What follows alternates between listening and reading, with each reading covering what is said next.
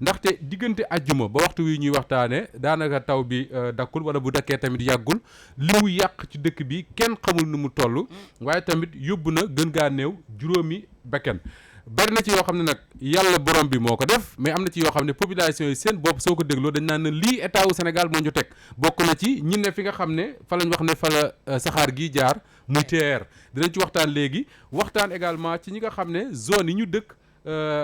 état bi dama fa doon def pour éviter les inondations état bi defu ko waxtaan également Awa Diop Ndiaye ci leneen mooy le président de la République bu Sénégal jamono ji newul ci réew mi te gisaguma fenn fu mu waxee ne am na yéen a ñëw ci réew mi est-ce que lii warul tax mu bàyyi lépp lu mu doon def pour ñibbisi dinañ ko waxtaane mais Pape nañu dooree waxtaane affaire Mamy Doura Diallo muy soxna soos nga xam ne moo ñàkk bakkanam foofu la ca Kédougou ci anam yu méttee métti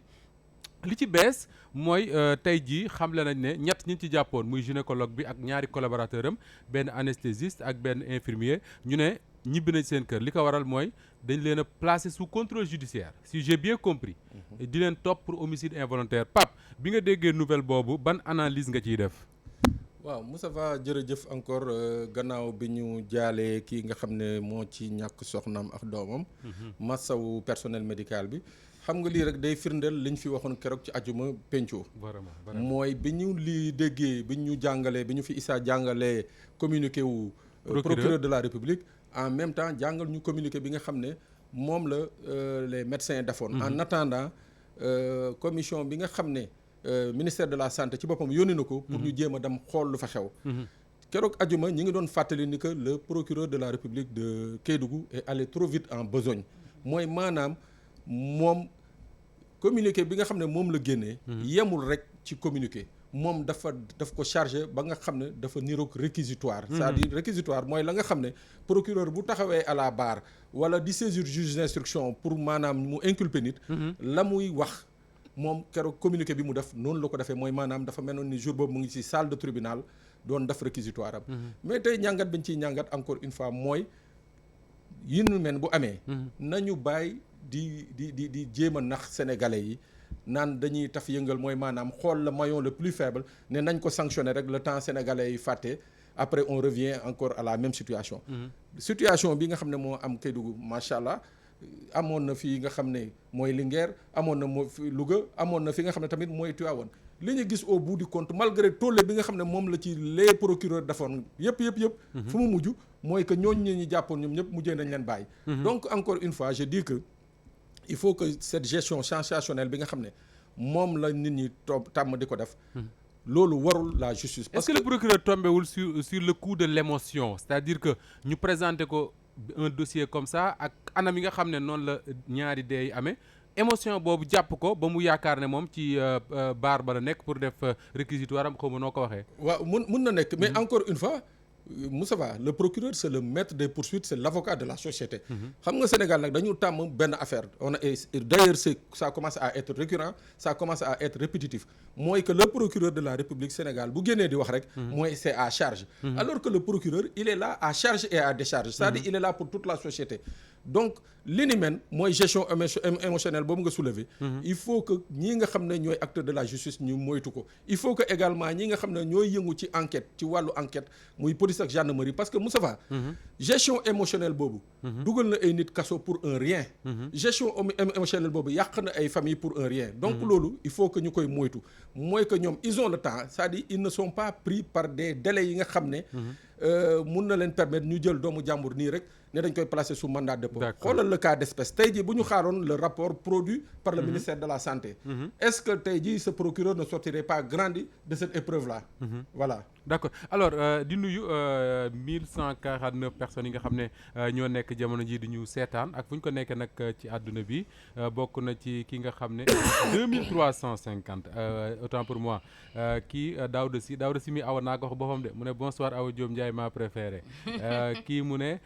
Awa Diop Ndiaye sa jongama lii lan la nii alors man maa fi waxoon waxi Awa Diop Ndiaye mais nañ ko bàyyi ñu waxtaane li nga xam ne mooy suñu émission wu tey foofu lay xaar ñi nga xam ne ñoo ñuy seetaan bokk na ci njàmbe bëgg Serigne Fallou bëgg nga ko jërë bëgg Fallou Silla également Amadou Diallo mu ne macha allah Moustapha Diop solo Awa Diop Ndiaye bi rafet na trop mais pose ongle yi Awa dafa posé ongle j'ai pas vu. Balla Moussa Mané Awa Diop Awa Ndiaye la tudd moom kii nii Adama Dieng également Baara Ndiaye Ababacar Sey Mamor Mbaye mën naa topp di leen lim nii. fii ba ngoon du ñu jeex parce que macha allah ils sont assez nombreux di ànd ak ñun ci waxtaan wi. alors Awa li Pape Sané doon wax sànq à propos du procureur ñëpp bi ñu gisee le communiqué le premier parce que y a 2 communiqués du procureur te dinaa ñëw léegi ci fi différence bi nekk. mais le premier communiqué du procureur bi ñu gisee tout de suite la réponse des gynécologues des médecins en général ak tey li nga xam ne mooy décision placer leen sous contrôle judiciaire dañ naan quelque part su fekkoon ne xëy na médecins yi ak gynécologues yi juguñu wax ne li xew foofu la ca centre de santé bu Kédougou ñoom lu ñu miin la lu ñu xam la et que dañu jàpp ne seen waa ji fatul heure bi mënoon na ko fay ci kaso bi mbaa ñu mandat de dépôt ko d'ailleurs. Moustapha si man ñaari parti yëpp nag lay jox tort. aywa muy waa SAMES si boppam mooy médecins yi. ak li nga xamante ne moo jëm ci wàllu yoon. Moustapha y a combien d'erreurs médicales yoo xamante ne am na fi. ci faree ci kër docteur ñu dem ci yoon te en général du mujj fenn. dëgg la. loolu jàpp naa ne tey jii suñu demee ba accident yi di continuer à répétition. loolu moom moo koy waral. du ñu toog mukk ce serait vraiment gauche ñun ñu toog ne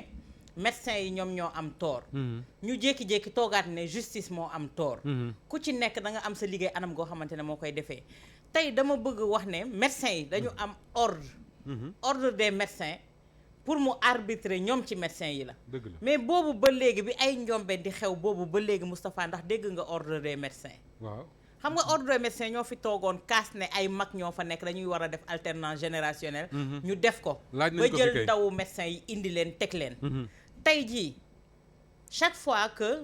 mbir su amee corps gi bot wala infirmiers yi wala médecins yi wala les corps paramédicaux et autres ñu jug di jàppal tànk seen ñooñ. solidarité de corps boobu naam dëgg la. waaye tamit nañuy àtte ci li nga xamante ne moom moo di dëgg. nit ku nekk ci li ngay liggéey. ci ngay def njombe. ci ngay juum.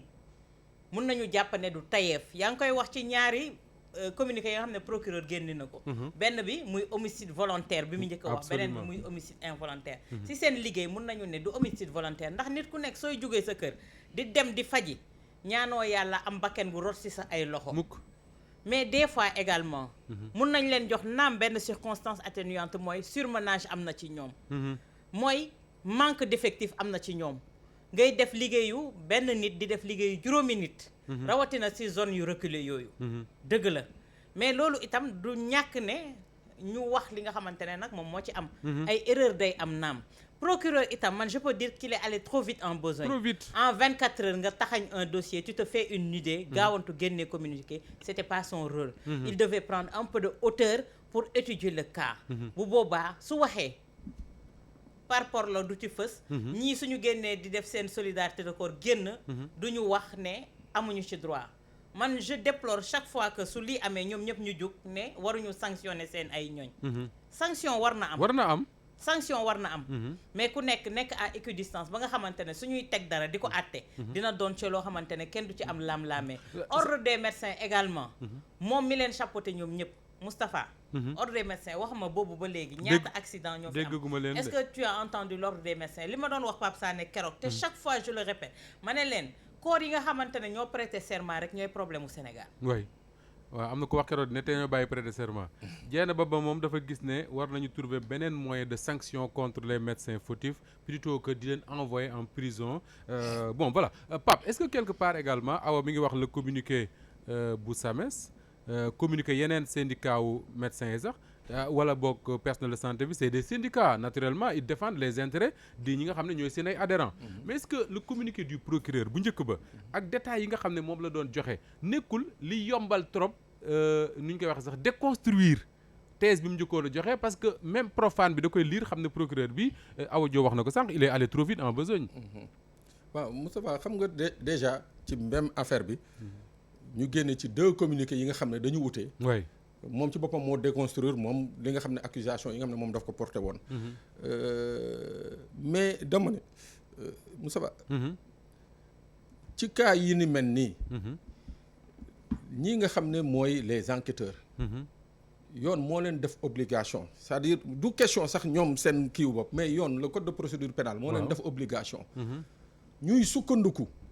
ci rapport yi nga xam ne moom la ñuy produire pour mën a prononcer wu parce que mënoo par exemple lu xew dans un bloc opératoire yow commissaire de police wala commandant de brigade de gendarmerie wala procureur wala juge ñu nettali la rek parce que tamit nañ jàpp nañ waxee affaire bi comme tel parce que c'est sur la base d'une plainte si nañu génnee saisir ñii nga xam ne ñoo li wax dafa am dénonciation anonyme su ma ko mën a waxee noonu mu envoyé comme ni nga ko waxee ces enquêteurs les officiers de police judiciaire ñu dem ñooñu li ñu mën a def mooy dem ni nga wax noonu Pape exactement mooy ñu nettali leen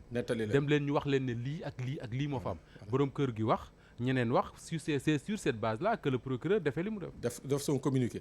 mais tey ni nga ko waxee tamit c'est tout à fait vrai c'est sur la base de ce communiqué là qu'il a permis au syndicat mais de battre en brèche li nga xam ne moom la produire parce que ñoom leer na leen moom mooy les gars là ñi waa SAMES personnel médical leer na leen ni que le procureur li mu wax ci communiqué am tegu ko ci benn base scientifique donc pour ñoom c'était tellement facile pour ñoom sax le procureur boo liiree communiqué yëpp na ma baala moom bàyyi ci am mais pour les médecins waxuma binduñu ko seen communiqué mais ñi ngi ci waxal au téléphone ñoom dañuy wax clairement que ne le procureur boo liiree communiqué am xam ne c'est un ignorant et ça procureur mënoon na ko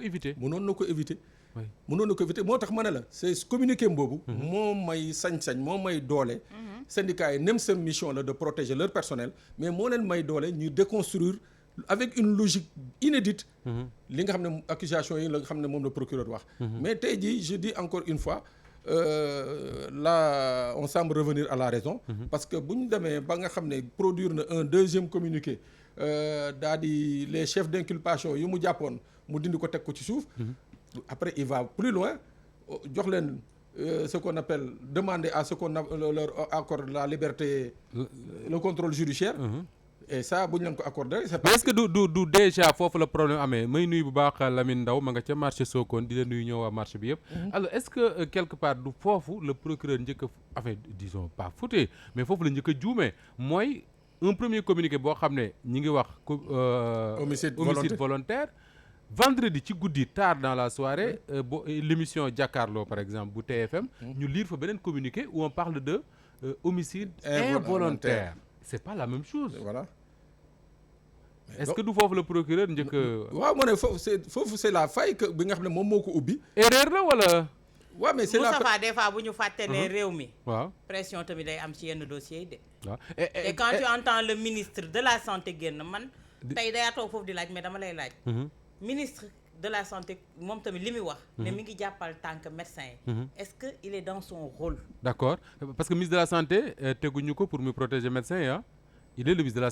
santé bi ñëpp ci lañ bokk mais dinañ ñëw léegi parce que am na benn lu am solo muy communiqué au ministère de la santé te dañ ci wax léegi mais awa homicide volontaire ñu jóge ci des homicide involontaire erreur procureur la wala dafa am une pression qui bu ko pousser pour mu changer li nga xam ne ni mu njëkkoon a qualifier les faits non qualification des faits moom Moustapha ak lu ñu mënta wax homicide volontaire nit du jóge këram am sañ-sañu tayeef ne tey jii diw su ñëwee dama koy faat loolu mooy homicide volontaire ñëwee ma faat ko loolu mooy homicide volontaire te foofu moom peut-être que njuumte la ci moom mais homicide involontaire mun nañ koo nangu faat bakkan te tayoo ko te loolu moom moom la ñu mën a jàpp ne moom moo fa am mais tamit bu ñu fàtte ne suñu dëkk bi tamit pression daf fee bëri xam nga lan moo gën a métti ci affaire bi fenn du am responsable crime bu ñu commettre te personne n'est responsable yàlla rek mooy responsable chaque fois loolu la ñuy dund non y a des responsables y a pas de coupable chaque jour loolu la ñuy dund tout le temps Moustapha ñun ñoo réfractaire au changement ñun parce que mënuma comprendre 21e siècle fi technologie tollu tey jii soo demee en France am na médecin yoo xam te ne seen kër par exemple mun nga nekk chef service cardio à partir de ta maison tous tes patients hospitalisés mën nga leen a gis yaa ngi leen di teg bët à partir de sa kër nga toog di leen surveiller tey mbeddu Ndakaar yi ni ñu leen defee caméra de surveillance ba nga xamante ne lu xew ñu jël seen ay cassette xool tracé zone boobu li fa xew pourquoi dans les hôpitaux pour ça va même permettre de dédouaner les médecins si yenn cas yi su amee yi ni mel. Pourquoi tant les hôpitaux loolu mënul am ñu ngi may wax mën nañ ma évoquer na ma secret médical ak yi ni mel am na yenn yoo xam ne suñ koy def. mais dans des zones yoo xamante ne ñoom médecins yi seen responsabilité day engagé. comme les blocs opératoires entre autres. mun nañ faa teg li nga xamante ne moom moo di caméra de surveillance. pour déceler ces manquements yi nga xamante ne ñu ngi koy gis Moustapha. Ousseynou Kébé mu ne au Sénégal la vie humaine n'est pas sacrée, c'est pourquoi il n'y aura pas de suite sur ce cas et les cas à venir yàlla beneen cas am Ousseynou aywa Pape. waaw mais Moustapha xam nga juste pour dëggal li Awa wax mais dafa am beneen côté bi nga xam ne tamit il faut que foofu ñu situer la responsabilité bi nga xam ne ça incombe au procureur de la République ou au juge d'instruction mais Moustapha xam nga code de procédure pénale moo leen def obligation ñoom ay cas meurtre mort nii su amee ñoom obligatoirement dañu war a def transport sur les lieux xaw ma ndax yaa ngi dégg li ma wax du question da ngay yónnee rek de mais yow sa bopp obligation te fait nga wàcc sur le terrain constater sa bopp de visu parce que dafa am li nga xam ne yow dong yaa ko mën a gisal sa bopp yaa ko mën a comprendre sa bopp mais fii on a cette paresse chez nos magistrats mooy pour nga gis fii ñu ne la benn magistrat wàcc na dem sur le terrain pour dem constater ci un meurtre wala constater un assassinat wala exceptionnellement nga koy gis te alors que loolu ça permet justement aux magistrats de ne pas être souvent pris par le rapport de l'enquêteur moo tax keroog ma koy wax maa ngi ko doon wax ci benn plateau benn waaye il avait mal pris ça ma ne ko tu sais au Sénégal on a des procureurs qui rendent de mauvais services aux officiers de police judiciaire comme on a de mauvais officiers de police judiciaire qui rendent de mauvais services aux procureurs parce que justement je suis sûr et certain je connais pas Baye Thiam mais je suis sûr et certain que rapport bi ñu ko def fidèlement su doon on avait pris en compte non seulement li ñu leen nettali ak la plainte de cette de la victime mooy la plainte de son époux je crois que il aurait pris un peu du retard sur lui il aurait pris sur lui le temps de patienter ba am lu gën a leer balaa moo def un communiqué d'accord alors parlant de communiqué Awa am na boo xam ne mi ngi jugee ci comité d'audit du ministère de la santé boo xam ne ñoom dañ ko envoyé woon foofu vraiment c'est un texte très très détaillé boo xam ne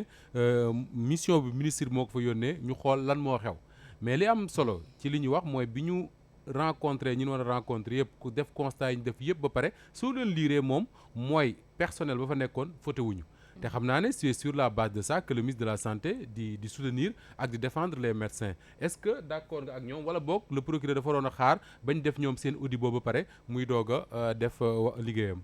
Moustapha audit boobu tamit mun nañu wax ne ni procureur gaawantoo ñoom tam dañ koo bâclé parce que dañoo xaar ba njombee xew ñu doog a dem ne ñu ngi xooli mais au préalable est-ce que xool nañu dans quelles conditions ces médecins ou ces infirmiers ou ces sages-femmes travaillaient dans ces zones-là aka jara xool ñun ñëpp xamante nañu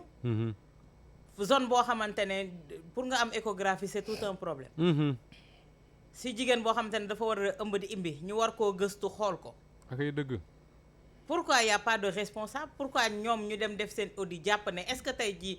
mun nañu jàpp ne audit boobu c'est fiable waaw mën na ci discuter de ku mu neex bañ koo gëm de ñoo xamante ne ñoom ñoo bokk même corporation bi la tey jii dafa mel ni policier buy àtte ab policier ndax foofu di nga jàpp ne mbir yi jaar na yoon li may wax rek ordre des médecins tamit dafa war a activer wu mun nañ jàpp ne ordre des médecins ça fait un bon bout de temps dañu nekk ci léthargie waxatuñu déggatuñu leen kenn déggatu leen ñoom ñoo fi kaasoon ba ne paa yi nañ jóge ci ordre des médecins yi paa yi jóge ci ordre des médecins ñoom ñu ñëw toog maa ngi tooñ Atab Badji xam naa ne après dina ma tontu boo wax ñoom jo nañ ñu wax ordre des médecins fan la ñu toll ci problème yi nga xamante ne structure sanitaire yi ñu ngi koy jànkonteel Moustapha boobu ba léegi kenn déggu leen ci ministère de la santé ndax moom moo habilité à ce que mu dem defi audit boobu ba pare dédouaner ñi nga xamante ne ñoo di médecin bi est-ce que boobu waa dinañu jàpp ne ces audits là sont fiables surtout que moom défendre na leen déjà. waaw est-ce que le ministre de la santé moom loolu moom mooy rôle am. oui alors en tout cas mission boobu mu yónnee woon moom Marie Khemesse Ngom c'est ça non. waaw mission boobu ki ko conduire woon Awa mooy le directeur de la santé de la mère et de l'enfant àndoon ci ak un représentant de la chaire de gynécologie et obstétrique de la faculté de médecine de pharmacie et d'odontologie de l'université Cheikh Anta Diop de Dakar ñoom ñoo ko demoon defi ñu ne ñi ngi ko defee ci hôpital régional bu Kédougou avec la participation maanaam àndoon na ci ak le comité d'audit de décès maternel de la région médicale de Kédougou ak la sage-femme du poste de santé de Dalaba. Parce que procureur aussi foofu def na fa erreur parce que femme bi poste de santé de Dalaba fa la doon defee ay visitam comme ni ñu koy waxee mais moom bi muy bind kii moom waxul woon loolu alors ñoom daal bi ñu defee seen mbir moomu yëpp ba pare li ñu wax man koo conclure rek moo di ne ñoom li ñu seetlu mooy di ne comment dire bokk na ci ne amoon na ay difficultés d'extraction du fœtus et de l'absence de signes de vie du fœtus. Alors awa moo di ne amoon nañ jafe-jafe pour génne xale bi ci biiru yaayam et que constaté woon nañ déjà et loolu il juróon na polémique que ne xale bi yoru woon bakken bi muy ñëw alors que procureur ci communiqué ba dafa waxoon ne xale bi yoroon na bakken alors yooyu yëpp xëy na moo tax awa di ko wax sànq et je pense que loolu mooy la bonne formule mooy ne ku ci nekk mënoon nga xaar jël le temps qu'il faut parce que c'est une affaire très sérieuse quand même. mooy Pape Sané li muy wax à l'entame. Gis nga émotion bi. drame su amee émotion bi la ñuy jël jiital ko te am na yenn yoo xamante ne c'est avec froideur lañ ko war a analyser procureur est allé trop vite en besogne peut-être que c'est pour indi benn accalmie par rapport à la population dalal leen mais c'est pas la bonne méthode ñeneen ñi aussi de leur côté ñoom tamit ñu ruer dans les brancards pour qu'il n'y ait pas de coupable loolu moom moo warul woon te Moustapha ñi ngi naan fii la jotee woon def ay visitam contrôle prénatalam mais dafa am yenn loo xamante ne moom moo am gis nga tey jii mun nga dem hôpital principal ñu la fay suivre nga am sa gynéco mu nekk fa mu la fay suivre ba heure accoucher jot yow amoo prise en charge ci hôpital principal benn clinique nga am prise en charge sa médecin da lay jox sa dossier médical mettre la en rapport ak gynéco fi nga am prise en charge mu dem fa soo demee ñoom tamit dossier médical bi la ñuy xool chaîne la kon duñ ma ne ndaw si amul woon dossier médical bu fekkoon ne sukkandiku woon nañu ci dossier médical war nañoo xam ne ndaw si nii la mën a amee doom te on le dit maa ngi koy dégg boobu ba léegi Moustapha c'est pas parce que ce premier gosse par césarienne la ko amee définitivement sa deuxième gosse wala sa troisième gosse par césarienne. mais aw loolu jar na leeral de parce que même jigéen ñi boo leen di laaj dañ naan la césarienne boo ko defee moom da nga koy defaat. non moom ngay defaat c'est pas comme ça. je suis désolé. d'accord gis nga sa premier gosse. mun nga ko am par césarienne deuxième gosse bi ñëw par voie normale. troisième gosse bi ñëw par voie normale. c'est pas parce que yow da nga am césarienne de facto césarienne moom moo ci war a topp non non non non chance la ak doom bu nekk. ni muy ñëwee ak li nga xamante ne moom la yaay ji bindoo bu fekkee ne ñoo xamante ne dañu am utérus boo xamante ne dafa fermé ñooñu ala kulli haal mënuñu am doom par voie normale te loolu sa gynéco bi lay suivre war na koo xam ñoo xamante ne seen col de l'utérus dafa xat ñooñu tout le temps par césarienne la ñuy amee doom wala ñoo xamante ne mun nañ leen defal li nga xamante ne moo di ñi ñuy wax dañ leen di xotti après ñu agrafe leen ñooñu peut-être mun nañu forcer ñu am doom foofu am na ñoo xamante ne nag ci seen teeyu bakken pour ne pas avoir de difficulté ci accouchement yëg méttitu accouchement ñoom ñooy demander césarienne waaw am na jigéen ñu koy def am na jigéen ñoo xamante ne ñoom ñoo demander césarienne mais lu ci mënti am Moustapha jigéen bu commencé ëmb dem ko visitam bu njëkk comme ni ñuy waxee am na dossier médical boo xamante ne mi ngi tegu ci médecin bi moom ci boppam yor na carnet dossier médical daanaka mooy carte d'identité loo bëgg a xam ci lay nekk moom ci boppam yor na carnet médecin bi koy suivre yor na dossier médical tey jii mun nga dem foo xamante ne par exemple ñu la doon suivre ci clinique ñu xam ne kii suy ëmb y a des risques duñu nangu nga accoucher ci clinique bi parce que clinique bi amul plateau médical bu ko mën a dékku d'accord dañ lay yóbbu ci hôpital boo xamante ne am na crèche am na banque de sang am na commodité yëpp pour nga mën a accoucher à l'aise te sa bakken du ci doo ci ñàkk sa bakken Moustapha au 21e siècle Sénégal rek ngay dégg ay mort par suite de couche soo demee Europe léegi sur 100 grossesses 0,0 et quelques pour cent ngay dégg ñu ne la ñàkk nañ seen bakken ci bi ñuy mucc pourquoi tey jii ñun ba léegi ñuy vivre li ni mel tey ñu ngi lay wax ci zone yooyu rawatina Kédougou googu keroog maa ngi la koy wax pour nga accoucher wala pour nga def échographie 40 kilomètres ngay jóge oui pour ñoo def ci échographie am na ñoo xam ne Dakar la ñuy mujj obligé di suivre seen grossesse chaque mois ñu ñëw am na léegi yooyu yëpp nag tegu c'est des préalables yoo xam te ne moom mooy découler ci lii d'accord ak manque absence de formation bi ak tey jii les vrais médecins suñu leen yóbboo ci zone yooyu duñ fa nangoo di dem te ñoom ñoo war a dimbali jigéen ñi mort néonatal amatul fenn ci àdduna est-ce que loolu tekkiwul awa que ni malgré li gouvernement bi di wax yépp ci investissement yi ñu def ci wàllu santé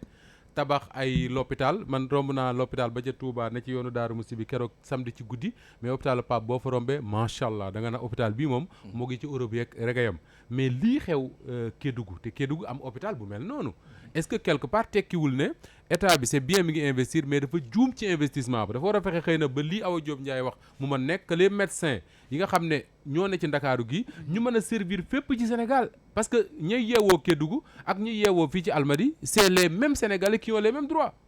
oui mais xam nga kii Moustapha ñun dañu yàgg dans notre pays consommer ce qu'on appelle la rupture d'égalité mooy que y a le Sénégalais de Dakar ak le Sénégalais de Tambacounda et de consorts rupture d'égalité boobu wax fa dëgg yàlla man jàppoon naa ci yoonu yokkute bi ci bi ko président waxee balaa moo ñëw ci Sénégal émergent ni que day def day prôner la nga xam ne moom la ñuy wax équité territoriale équité territoriale nag Moustapha xam nga fa muy commencer mooy que tey jii bu ñu mënee jël 300 médecins concentrés leen à Dakar alors que Kédougou benn médecin wala ñaari médecin fa nekk Ziguinchor ñett wala ñeent médecin fële Diourbel waaye nee na ma département wu Mbirkilaan 125 000 habitants la benn médecin voilà donc voilà tout le département voilà léegi questionnement yooyu mooy li ñuy soxla ci équité territoriale mooy que bu ñu jëlee médecins yi nga xam ne des fois tu vas dans des hôpitaux aussi ici à Dakar yàlla nañ ma baal yàlla baal du ma ne médecins yi nañ fay dajaloo du ñu liggéey dara mais y a tellement de médecins par spécialité alors que da ngay dem fii à l'intérieur da ngay gis ay hôpitaux yi nga xam ne hôpital Matam rek fan yi ñi ngi doon kaas di expliquer seen manquement yi nga xam ne dañu am ci yenn spécialité yooyu te spécialité yooyu ñi ci bëri ñu ngi fii toog Dakar donc voilà ce qu'il faut régler. am na benn texte pas pour dëggal li nga wax bu ñu ma envoyé ci Mauritanie ñoom ñuy réjouir maanaam di kontaan ñoom ne